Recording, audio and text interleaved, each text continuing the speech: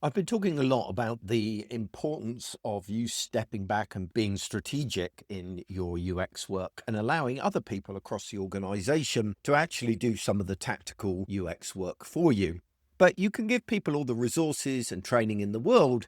You can even get them fired up about UX, but there are going to be times when they simply don't have the time, energy, or skills to do the work themselves. And in the past, they would have come to you and you'd do it for them. But we're trying to get away from that cycle. So if you're going to scale your impact, you can't be the one personally delivering on every single project. And that's where the idea of having a preferred supplier list comes in. Now, it's tempting to let stakeholders go off and find their own vendors. After all, there's no shortage of freelancers and agencies out there. But this approach risks quality and consistency. Not all suppliers will meet your standards, and some will be overly influenced by the stakeholder who hired them. Instead, you need to create a vetted list of suppliers that you trust and make that list easier to use than it is to find vendors independently.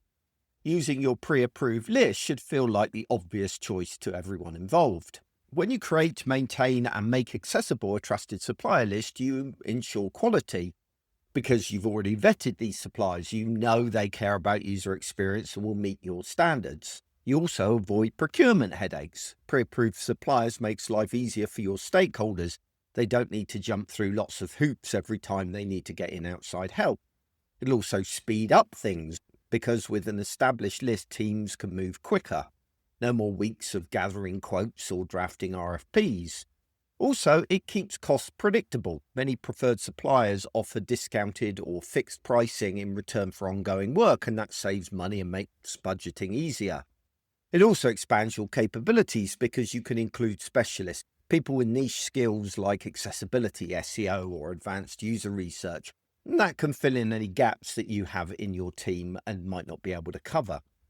It also allows you to maintain strategic control because when you control the list, suppliers know they're accountable to you, not just to the individual stakeholder hiring them.